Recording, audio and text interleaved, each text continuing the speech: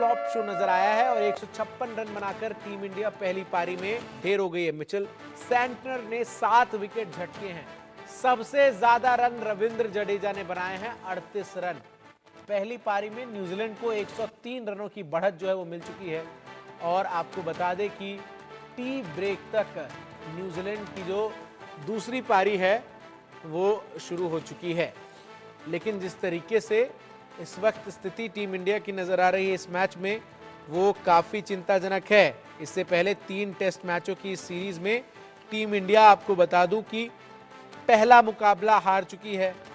New Zealand दूसरी पारी में 148 रन बना चुकी है अब तक और 4 विकेट उसके गिर चुके हैं। आपको बताऊं कि भारत पहली इनिंग्स में 156 रन पर ऑल आउट हो गई। 6 बल्लेबाज भारतीय टीम के डबल डिजिट में भी स्कोर जो है वो नहीं कर पाए। इसके अलावा आपको बता दूं कि जिस तरीके से टीम इंडिया की बैटिंग रही है, ऐसे में कई बड़े सवाल जो हैं खड़े हो रहे हैं टीम इंडिया की बैटिंग को लेकर।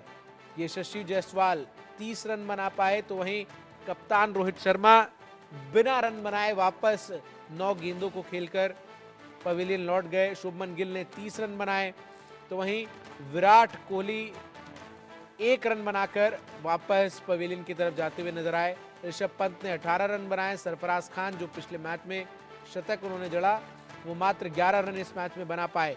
रविंद्र जडेजा ने 38 रन बनाए। रविचंद्रन अश्विन 4, वॉशिंगटन सुंदर 18, आकाशदीप 6 और जसप्रीत बुमराह बिना रन बनाए वापस लौट गए। लेकिन जिस तरीके से टीम इंडिया का ये प्रदर्शन इस मैच में रहा है, ये काफ़ी, अगर हम बल्लेबाजी के लिहाज से विशेष तौर पर बात करें तो चिंताजनक है।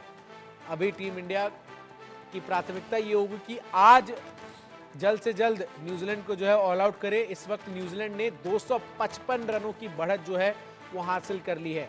हालांकि 4 विकेट दूसरी इनिंग्स में न्यूजीलैंड के झटकाने में टीम इंडिया कामयाब अब तक हो पाई है। 152 रन न्यूजीलैंड की टीम ने बना लिए। लेकिन जिस तरीके से न्यूजीलैंड की टीम इस वक्त खेल रही है, ऐसे में अगर इसी तरीके से न्यूजीलैंड जो है वो खेलती हुई नजर आई तो ऐसे में चिंता जो है टीम इंडिया के लिए बढ़ती हुई नजर आ सकती है। क्योंकि जिस तरीके से मिचेल सैंटनर ने गेंदबाजी की, 7 विकेट मिचेल सैंटनर ने झटक लिए। इससे पहले टीम इंडिया की तरफ से गेंदबाजी करते हुए आपको बता दूं कि वॉशिंगटन सुंदर ने भी 7 विकेट लिए थे।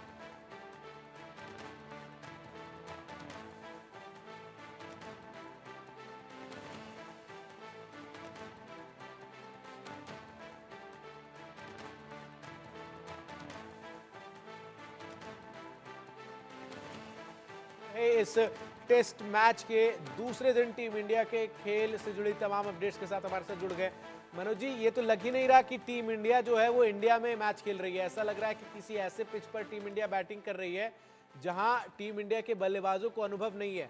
मिचेल सैंटनर जैसे गेंदबाज 7 विकेट ले लेते हैं और विराट कोहली और रोहित शर्मा जैसे स्पिन के मजे हुए खिलाड़ी जब स्पिन को नहीं खेल पाते तो क्या ये अपने आप में दर्शाता है? जी हाँ, बिल्कुल सही कहा आपने, क्योंकि अपनी ही जमीन पर खेल रहे हैं हम लोग और स्पिन फ्रेंडली पिच है और स्पिन फ्रेंडली पिच पर जो हमारे मिजाज हैं बल्लेबाजी के, वो बिल्कुल वैसे ही हैं जैसे कि पूना में थे। पूना में हम लोग ऑस्ट्रेलिया से हारे, हमने स्पिन फ्रेंडली पिच बनाई और स्पिन में कंगारुओं को उलझाने की कोशिश की और खुद ही उसमें उलझ कर रह गए। स्टीव ओकीफ ने 6 और 6 विकेट यानी 12 विकेट उस मैच में चटकाए। और इसी तरीके से आप इंदौर में देखें, आप तो ये इंदौर में भी यही कुछ कहानी दोहराई गई थी ऑस्ट्रेलिया के खिलाफ, जहां नाथन लॉयन ने दूसरी पारी में, चौथी पारी में बल्कि कहिए, 8 विकेट चटकाए थे। और यहां पर भी उनके जो स्पिनर्स हैं वो काफी कारगर साबित हुए। बेशक आपने 259 पर उनको समेट दिया था, लेकिन उनके स्पिनर्स के सामने आप धराशायी हो गए और 103 रन की बढ़त बनाने में कामयाब हो गई न्यूजीलैंड की टीम। और ये भारत के लिए बहुत ही खराब साइन है, क्योंकि चौथी पारी भारत को खेलनी है। टॉस टॉम लाथम ने जीता था, तो ये काम तो उन्होंने ये अच्छा कर दिया। दूसरा, 103 रन की उनको बढ़त हासिल हो गई और हमारे बल्लेबाज धराशायी हो गए उनके सामने। तो ये सारी स्थितियां जो है भारत के अभी बहुत विपरीत जा रही हैं और मैच काफी हद तक मैं समझता हूं फंसता हुआ दिखाई दे रहा है। मैच तो फंसता हुआ नजर आ रहा है मनोज जी, लेकिन सवाल यहाँ ये भी है कि आखिर टीम इंडिया के जो स्टार बल्लेबाज हैं वो चल क्यों नहीं पा रहे हैं। और अगर मैं विशेष तौर पर आपसे विराट कोहली को लेकर सवाल पूछूं, काफी लंबे समय से स्ट्रगल करते हुए नजर आ रहे हैं विराट कोहली। पिछले मैच में हालांकि एक इनिंग्स में उन्होंने थोड़े बहुत रन बनाए, लेकिन अगर हम औसतन उनके प्रदर्शन को देखें तो उस तरीके से विराट कोहली का बल्ला जो है वो अब तक खामोश ही नजर आया है। जी हाँ, बिल्कुल लो फुल टॉस गेंद पर अगर आप विराट कोहली जैसे खिलाड़ी का विकेट चटका रहे हैं और वो भी मिचेल सेंटनर, तो इसका मतलब है देखिए उनके पास गति तो है नहीं, लेकिन आपके टाइमिंग गड़बड़ा रहे हैं, आपका बल्ला जल्दी घूम रहा है। यशस्वी जायसवाल का बल्ला देरी में घूमा, इनका बल्ला जल्दी घूमा और जल्दी घूमने का नतीजा ये था कि विराट कोहली को रुखसत होना पड़ा, बहुत जल्दी मैदान छोड़ना पड़ा। और वैसे भी मिचेल सेंटनर जो है वो एक ऐसे बॉलर हैं जो विराट कोहली को पहले भी बहुत परेशान करते रहे हैं, तो उनका ये बदस्तूर ये सिलसिला यहाँ भी जारी रहा और एक खराब गेंद पर मैं कहूंगा उनका विकेट गिरा है। तो अब यहाँ से अगर आप गलत लाइन पर खेलने की मैं कहूंगा गुस्ताखी कर बैठते हैं तो ये टीम के लिए बहुत महंगा और साबित मनोज होगा। जी, हमने पिछले मैच में भी देखा कि एक इनिंग्स में टीम इंडिया ने ऐसी बैटिंग कर ली, कामयाब हो गए। मनोज जी, हमने पिछले मैच में भी देखा कि एक इनिंग्स में टीम इंडिया ने ऐसी बैटिंग कर ली कि फिर उस बैटिंग के बाद दूसरे इनिंग्स में आपने कितनी भी अच्छी बैटिंग की हो, आपका कमबैक जो है वो इम्पॉसिबल ही था उस मैच में। क्या वही परिस्थितियां इस मैच में भी बनती हुई नजर आ रही, क्योंकि अब 257 रन की लीड ले ली है न्यूजीलैंड ने, 154 रन हो चुके हैं न्यूजीलैंड के और 4 बल्लेबाज ही जो हैं वो अभी तक टीम इंडिया आउट कर पाई है। कोशिश टीम इंडिया की यहां से क्या रहनी चाहिए कि आज ही ऑल आउट कर लें सभी न्यूजीलैंड के बल्लेबाजों को, तब तो गेम जो है वो बचता हुआ नजर आता है। अन्यथा अगर आज किसी तरीके से न्यूजीलैंड रुककर खेलती हुई नजर आई तो फिर कल तो ये मैच जो है वो टीम इंडिया की मुट्ठी से और फिसलता हुआ नजर आएगा। पहले जवाब आपके पहले सवाल का, पहला सवाल आपका यही था कि जो बेंगलुरु में जिस तरह से फंसे थे लंच तक 6 विकेट गिर गए थे 34 रन में, और यहाँ भी आज 6 विकेट गिरे भारत के लंच से पहले। एक ही सत्र में अगर कोई टीम 6 विकेट खो देती है, फर्क ये था कि 1 विकेट रोहित शर्मा का गिरा था, तो 107 रन पर भारत ने 7 विकेट खो दिए थे।